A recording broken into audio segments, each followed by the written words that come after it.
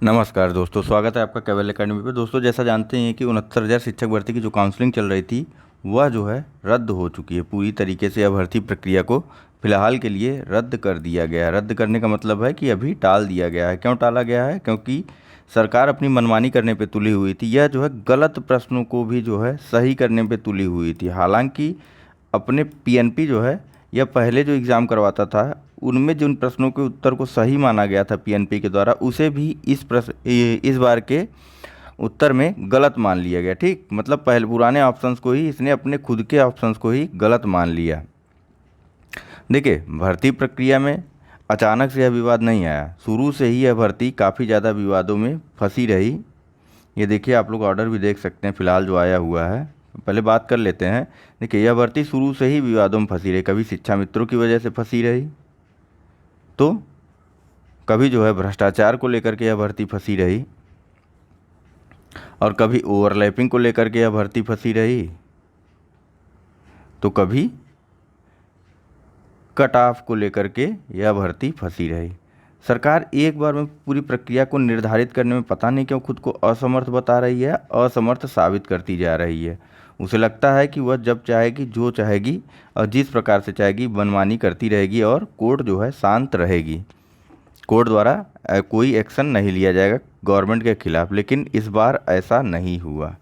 इस बार कोर्ट जो है उसने अपना आदेश पूरी तरीके से सरकार के खिलाफ दे दिया। हालांकि सरकार अभी जो है कैविएट जो है दाखिल करने की तैयारी कर रही है, लेकिन जो विद्यार्थी हैं जो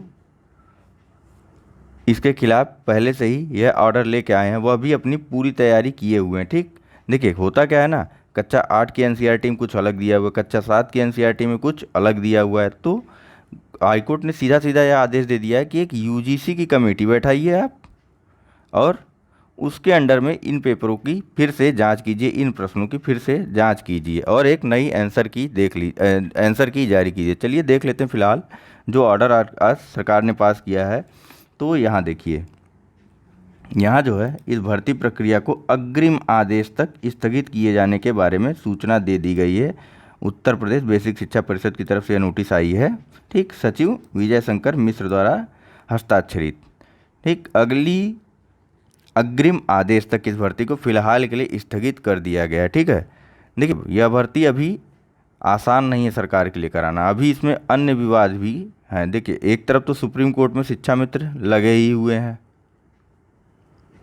उसके अलावा यहाँ पे लखनऊ बेंच की स्थिति आप देख ही रहे हैं क्या है। अब यह मामला सिंगल से डबल बेंच में जाने की तैयारी में कर रहा है। सरकार जो है ज़बरदस्ती करने पे तुली हुई है, और विद्यार्थी भी लगातार कोशिश करना छोड़ नहीं रहे हैं। इन्होंने लगातार अपनी मेहनत को आगे बढ़ाया हुआ है, और एक से बढ़ के एक सारे साक्ष्य प्रस्तुत कर रहे हैं। और विद्यार्थियों के साक्ष्यों को नकारना इतना आसान नहीं होगा पीएनपी के लिए इस बार, ना ही पीएनपी के लिए, ना ही गवर्नमेंट के लिए। चलिए देख लेते हैं उन विवादित प्रश्नों को। मेरे पास जो है पूरा ऑर्डर आ गया है, आपको दिखाता हूँ। देखिए यहाँ पे यह पूरा ऑर्डर है, ठीक, हाईकोर्ट का, जो आलोक माथुर जी की बेंच ने आज जारी किया था। सबसे पहले देखिए, यह है विवादित प्रश्न एक।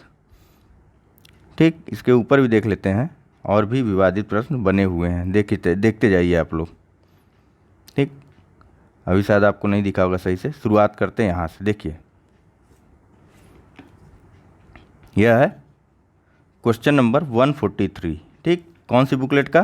तो बुकलेट सीरीज डी का क्वेश्चन नंबर 143 क्या है? शैक्षिक प्रशासन से संबंधित यह प्रश्न है। इसमें पूछा गया था कि यह परिभाषा किसके द्वारा दी गई थी? एस.एन. मुखर्जी, कैम्बले द्वारा, वेलफेयर ग्राह द्वारा, या डॉक्टर आत्मानंद मिश्रा द्वारा? यह प्रश्न एक तो विवादित है। इसके अलावा फिर नेक्स्ट प्रश्न है नाथ संप्रदाय वाला। ठीक, नाथ पंथ वाला जिसे आप लोग कह सकते हैं। इसमें जब भाई मत्स्येंद्र नाथ आपने दे दिया तो गोरखनाथ आपको देना ही नहीं चाहिए था। लेकिन नहीं, हम मानेंगे नहीं, हम पीएनपी हैं, हम जो है दोनों को देंगे। तो दोनों को देंगे तो चलिए फिर विवादों में फंसिए भाई आप। फिर देखिए ये नेक्स्ट क्वेश्चन, ये जो है बुकलेट सीरीज नंबर किसका था? तो यह क्वेश्चन नंबर 39, और यह भी बुकलेट सीरीज डी का ही प्रश्न 39 नंबर पे आप लोग देखेंगे अगर आप लोग के पास बुकलेट डी होगी। हाईकोर्ट ने देखिए कितनी बारीकी से पूरा केस को देखा है। सभी क्वेश्चन को भी अपने ऑर्डर में उन्होंने मेंशन किया है। यहाँ ये क्वेश्चन विवादित है। ये देखिए यहाँ वही नाथ संप्रदाय वाला क्वेश्चन एक, गोरखनाथ, महानाथ, चरपटनाथ, नेमिनाथ, यह पुराना पीएनपी का प्रश्न है। ठीक, टीजीटी के एग्ज़ाम के बुकलेट सीरीज नंबर 1 में। Another extremely thought-provoking and strong argument has been raised by the petitioner with regard to the question under consideration. It has been submitted that the same question was included in the TGT examination booklet series A as a question number 120, which is as follow. यहाँ पे मत्स्येंद्र नाथ की बात ही नहीं की गई थी। तब जब यहाँ मत्स्येंद्र नाथ की बात नहीं की गई थी तो गोरखनाथ सिंपल आंसर था। ठीक है, ये देखिए यहाँ पे मत्स्येंद्र, ये पूरा पढ़ते हैं हम लोग। A perusal of the aforesaid question indicate that the correct alternative according to the respondent in the ATRE 2019 is Matsyendra Nath, while in the TET question paper Matsyendra Nath not even an option in the alternative answer and Gorakhnath is the correct answer according to the answer key. मतलब पहले तो इन्होंने गोरखनाथ को मान लिया according to the answer की। ठीक, it is extremely disturbing to notice that the same question is liable to be answered in the two different way मतलब पिछली बार इन्होंने गोरखनाथ को मान लिया, इस बार इन्होंने मत्स्येंद्र नाथ को मान लिया सही आंसर। PNP ने इस बार सत्येंद्र नाथ को आंसर सही मान लिया, और पिछली बार जब TET का एग्जाम हुआ था तो उसमें गोरखनाथ को सही मान लिया। अरे ये क्या तरीका है भाई, आप लोग कर क्या रहे हो, मनमानी किस प्रकार से चल रही है। देखिए इसके बाद क्वेश्चन नंबर 17 पे जो विवाद था, यहाँ पे देखिए 2 पेजों में है ये। हाँ आप देखिए क्वेश्चन नंबर 70 पे जो विवाद था, निम्नलिखित में से कौन सा है वही ये देखिए यहाँ पे फिर से देखिए क्वेश्चन नंबर 70, निम्नलिखित में से कौन सा सामाजिक प्रेरक है। यहाँ देखिए आत्मगौरव, गौरव, भूख, प्यास, ये क्वेश्चन भी विवादों में फंसा हुआ है इनका। फिर जो है नेक्स्ट क्वेश्चन हम लोग देखते हैं कि इनमें से कौन भारतीय संविधान सभा के अध्यक्ष थे। ये देखिए इनमें से कौन भारतीय संविधान सभा के अध्यक्ष थे। ठीक, अलग अलग पेजों में, इस वजह से थोड़ा सा दिक्कत हो जा रही है आप लोगों को, लेकिन समझने की कोशिश करिए क्वेश्चन को। संविधान सभा के अध्यक्ष को पूछा गया, ऑप्शन देखिए यहाँ पे सच्चिदानंद सिन्हा को भी दे दिए भाई लोग, और डॉक्टर राजेंद्र प्रसाद को भी दे दिए। अरे यार आपको कार्यवाहक दे देने में क्या दिक्कत थी। हाँ सिंपल सा आप कार्यवाहक लिख देते, प्रश्न क्यों विवाद में जाता। बहुत ही आसान क्वेश्चन है, लेकिन प्रश्न को विवादित बनाने के लिए देखिए कितना आसान तरीके से इन्होंने इसे विवादित बना दिया एक सिंपल से क्वेश्चन को। ठीक, तो इसी प्रकार से आप देखिए ये पूरे ऑर्डर की लिस्ट है। इसी तरह से एक ये डिसलेक्सिया वाला प्रश्न है, पढ़ने लिखने की अक्षमता, यह भी बुकलेट सीरीज नंबर D का 137 नंबर क्वेश्चन है। पढ़ने लिखने की अक्षमता वाला यह भी विवादों में फंसा हुआ है। बार बार इन्होंने देखिए इनका ही यही डायलेक्सिया वाला क्वेश्चन UP TET के एग्ज़ाम में आया था, क्वेश्चन नंबर 18। देखिए कितने बारीकी से जो है ऑर्डर को अपलोड किया गया, और स्टूडेंट्स ने भी कितनी बारीकी से पूरा पिटीशन, अपनी जो पिटिशनर थे उन्होंने कितनी बारीकी से हर चीज़ों का अध्ययन किया या रीडिंग की, उसके बाद जा कर के यह कोर्ट केस फाइल किया था। तो कोर्ट को मुकरने का सवाल ही नहीं, कहीं से कोई मौका इन्होंने कोर्ट के लिए भी नहीं छोड़ा था। ठीक, तो बस फिलहाल इसमें यही है। आगे देखिए सरकार क्या करती है। फिलहाल तो इन्होंने कहा है कि हम जो है डबल बेंच में जाएंगे और मजबूती से अपना पक्ष रखेंगे, जिस प्रकार से इन्होंने अभी सिंगल बेंच में अपना पक्ष रखा है बहुत ही मजबूती से।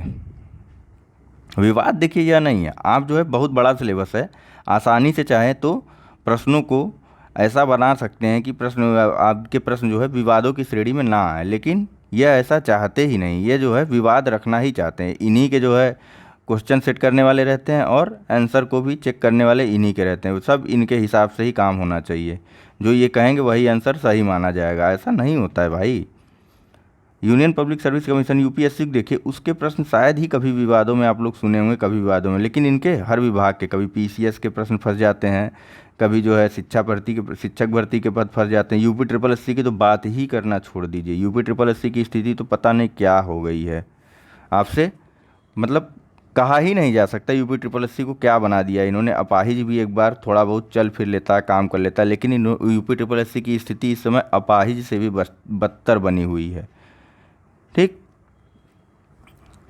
वह जो है रेंग भी नहीं पा रहा UP SSC, कभी कोई नोटिस, कभी कुछ नोटिस, तो कभी बिल्कुल खामोशी से बैठा रहता है। क्या चल क्या रहा है गवर्नमेंट के मन में, या फिर इन विभागों के मन में, क्या चाहती हैं ये लोग, कैसी हैं, क्या मतलब है, कोई फ़र्क ही नहीं पड़ रहा है इनको। ये बस जो है अपनी मनमानी करने पे तुले हुए हैं। इनको लगता है कि कुछ भी करो, हाई कोर्ट लोग कोई देख ही नहीं रहा है, किसी को कुछ पता ही नहीं है। ऐसा नहीं है। अब की बार देखिए क्या होता है आगे। फिलहाल सरकार के खिलाफ़ तो बयानबाजी करना उचित नहीं है,